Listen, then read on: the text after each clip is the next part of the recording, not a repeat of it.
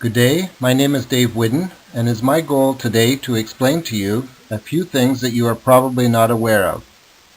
First, I would like to explain profitable giving and what it means. If you're like most Canadians, you have probably never heard of profitable giving, but it is a movement that is gaining momentum and will soon be on the lips of a huge majority of Canadians. Secondly, I would like to explain the elements of law surrounding profitable giving. Again, like most Canadians, you probably do not have more than a basic understanding of the laws of Canada, and especially tax law or donation law, which is the most complex area of the Canadian legal system. But I'm hopeful that you will see today with the examples I show you that in very many cases the law just makes common sense. And you don't have to have a numerous number of law degrees to understand the basic principles on which you can make judgments. Most of it is just common sense. So what is profitable giving anyway? Giving is about redistribution of wealth. Giving is not about giving money to buy something. It is not about giving to invest. By redistribution of wealth, I'm not referring to you working and earning a living. Historically, there have been two types of wealth redistribution: progressive wealth redistribution, where the rich give to the poor, and regressive wealth redistribution, where the rich get richer and the poor get poorer. But today we're going to talk about a third type of wealth redistribution, one that combines the not-for-profit enterprises, such as charities, with the for-profit enterprises in a new economic environment where the whole is much greater than the sum of its parts. There are generally two types of wealth redistribution: donation and taxation. In earlier times, there was not much of a distinction between donation and taxation. The two were almost synonymous. In some countries and religions, the concept of tithing was the way churches and governments raised money. The 10% tithe was not always voluntary, and even today in some countries, donations are mandatory. Prior to the Wartime Income Tax Act of 1917, there was no formal taxation in Canada. However, redistribution of wealth existed. Even today, the Income Tax Act, in spite of it being thousands of pages of small print, still does not define a gift or donations. Most of the law that governs donations comes from the jurisprudence, the court precedents. What have the judges said about gifts and donations? So even though gifts may or may not be voluntary, in the law they must be voluntary. And you must have several other important things to make a valid gift. First, you must have ownership of the property. You don't need to have possession, just ownership. Second, you have to transfer that ownership and have a receipt from the donee to the donor, evidenced in writing. And third, you must have animus donandi, or donative intent, to execute a lawful gift. Today, with recent changes to the law, donative intent is assumed under the law if you do not get anything back in return for the gift. In other words, if there is no benefit or advantage back to you, you are assumed under the law to have made a valid gift. There is one exception to getting a benefit, and that is the tax credit that is available for making the gift. You are assumed to have made a valid gift even if the tax credit flows back to you, and even if it is profitable to you. Taxation, on the other hand, is usually assumed to be mandatory giving, and we all know how that can hurt.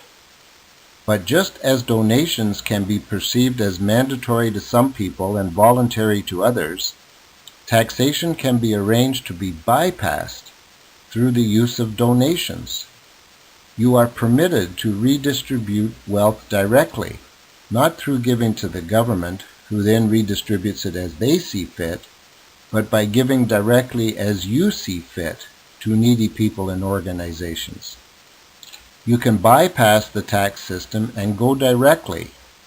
There are compliant mechanisms available to accomplish this and do it in a very profitable way, a way that redistributes wealth to needy and allows you to save a lot of tax, as the government intends through the incentives they offer. These tax incentives are offered in Section 118.1 of the Income Tax Act and are offered to every Canadian at the highest tax rate possible, even though you may not personally be in the highest tax bracket. One of these mechanisms is called an RPGA, Registered Profitable Gifting Arrangement. Personally, I used to use RRSPs for my retirement savings, but now I know that was a huge mistake. RPGAs are so much better. So what is an RPGA?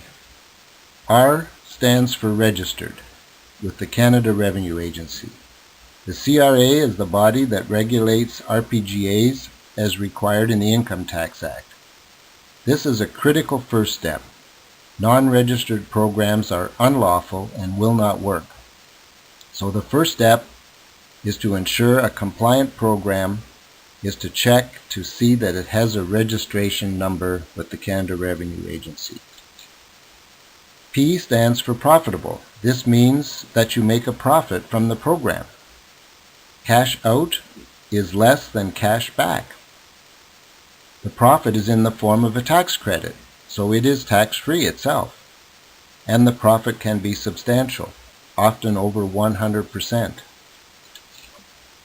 G stands for gifting, meaning it is based on charitable donations to registered Canadian charities.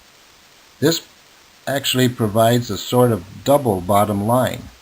You benefit from knowing that you have redirected to the needy and at the same time made a cash profit yourself.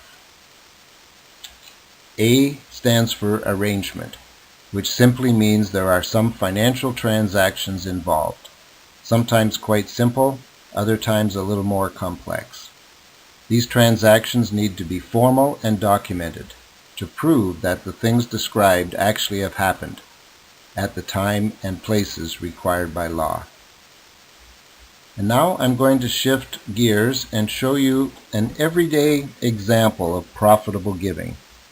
An example that I hope you can relate to, and just happens to be almost exactly the same structure as the most popular RPGA in Canada today.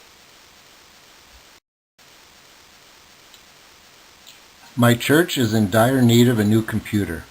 The old computer they have is constantly having troubles, and they are at risk of losing a lot of important data. So when I heard this, I also noticed that Best Buy has a big sale on the latest computers available, 1/3 off their regular price. So I rushed just before the sale ended and purchased a new computer for my church. I purchased it online using my Visa credit card and had it shipped direct to the church. I had them include a gift card so the church knew it was from me, but I received a receipt from Best Buy that proved that I had purchased it and had ownership. I never took possession of the computer, but I did have ownership up until the church received it. I have made a gift in kind, which is a gift of something other than money, but of value, often better than money. A few days later, I went to the church and met with the pastor.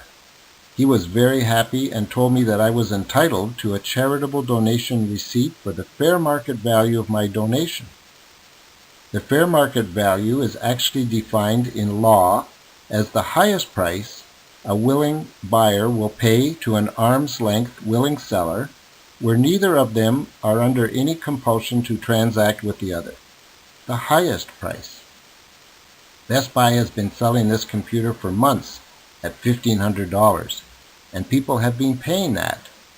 But when I told the pastor that I only paid $1,000, he told me about some recent proposed changes to the law. He told me the eligible amount of the receipt cannot be higher than the actual price paid, even if the otherwise fair market value is higher. So I received a charitable donation receipt for only $1,000, what I actually paid. The pastor who apparently was also moonlighting as a tax attorney, asked me if I borrowed the money to make the purchase for donation. When I said yes, I used my credit card, he then told me the loan must meet certain specific criteria for it to enable a valid gift.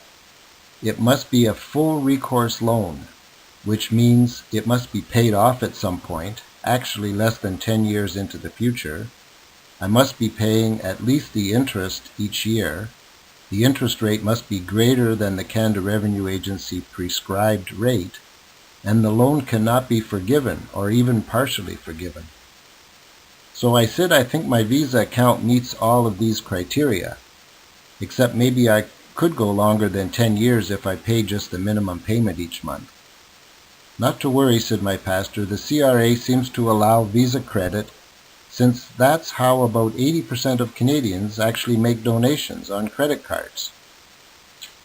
A few weeks later, when my Visa card bill arrived, I didn't have the $1,000 to pay at all, so I made the minimum payment of $25, basically the interest on the loan. I actually did this for 3 months. Now it just so happened that my friend, who is also a member of our church, has just returned from a 3-month visit to China. While he was there, he visited one of the major electronics retailers who had a clearance sale on computers. He was able to buy a late model, brand new computer for $100, a fraction of the prices here in Canada. He brought the computer home with the intention of giving it to our church. But when he saw they already had one, he showed it to me. I was very surprised to see that it was the identical computer to the one I had purchased at Best Buy, even in the same box and configured for Canada. So I purchased it from my friend for $100. After all, he didn't need it, and neither did our church. I then took the computer back to Best Buy and returned it in the unopened box under their full 90-day return policy and got my $1,000 refunded to my credit card. So my balance is now zero. I have settled my debt, and I only paid $75 in interest, just the 3 months payments. So now, about 6 months later, after filing my tax return for the year and including the donation receipt for $1,000, I received a $460 tax refund. Section 118.1 was created by the Government of Canada to give Canadians the maximum motivation to donate to charities. The government does not give anything to Canadian charities, but they do give individuals and the private sector huge tax incentives to donate. These credits are given at the highest tax bracket possible, even to the average person who is in a lower tax bracket. So in Ontario, with my $1,000 donation, I get an extra refund of $460. Not in itself a profit, but a very high incentive nonetheless. One other thing in the law is that the burden of proof is initially on you, the taxpayer, to prove that you deserve the tax credit claimed. When it comes to charitable donations, this proof consists of a valid receipt in proper manner and form from a Canadian registered charity in good standing with the CRA, and that's what I have. So CRA is obligated to give me my tax credit immediately. I don't need to prove anything else, including my motives for doing things. The courts have ruled that it is okay to have the tax incentive as your sole motivation for donating. Now the burden of proof changes to the Minister of National Revenue, the CRA, to find a problem, to find a way to reassess and recover the tax, if they want to. Again, fortunately for us, even if they do think they've found a problem, and we do not agree with their findings, we can just say no, N-O, Notice of Objection, filed with the Chief of Appeals, and when we do that, we do not have to pay back the tax credit. This is clearly stated in the Taxpayers' Bill of Rights, number 7, as well as in the Income Tax Act itself. And again, fortunately for the taxpayer, it is not the CRA that decides the final outcome. It is the law of the land that will prevail. So now, when I look at all of my transactions, I see that I truly have made a profitable gift. I received a tax refund of $460, and my out-of-pocket cash expense was just $75 for the 3 months of minimum payments on my Visa, plus the $100 I paid for the new computer. So my profit is huge, $285, or over 160%, and tax-free to boot. Where can you get a return like that anywhere today in 6 months? But let's say the Canada Revenue Agency tries to audit my transactions and sees that I have made a profitable gift. I will tell you now, the CRA does not like people making profitable gifts and will try their best to reassess and deny the credit. CRA does not stand for Canada Refund Agency. They seem to have a one-track path in the other direction. I'm sure that most of you have probably noticed this trait. Fortunately for us, it is not the CRA that will decide the outcome of our tax position. It is the law of the land that will prevail. So think about all the transactions in my situation above. Do you think I have made a valid gift? Do you think I deserve the $460 credit for the gift? And tell me truthfully, if it was you and the CRA came and reassessed your donation to your church to claim the $460 back because you made a profitable gift, would you agree and acquiesce, or would you say no and object? I know what I would do. I hope I've been able to give you enough information about valid gifts in law and your rights under the law to see that you truly are entitled to the credit, and that how you settled your Visa debt has nothing to do with the Income Tax Act. You made a profitable gift using a free market circumstance that presented itself, and you took advantage of it. So let me now take a moment and talk about a larger scale of profitable giving. What if there was a different solution to making a profitable gift than the one in my church example? What if there was a little more certainty about how the debt could be settled without counting on friends visiting China? What if most of the transactions were contemplated or suggested in advance, with only a smaller amount of uncertainty over prices of things in the future? That is what is incorporated into most compliant RPGAs today. Those that rely on benefits that may be achievable from open market structures and where the charity work is full and real can be structured to fully comply with the laws of Canada and can produce lasting profitable gifts. They do exist and are available.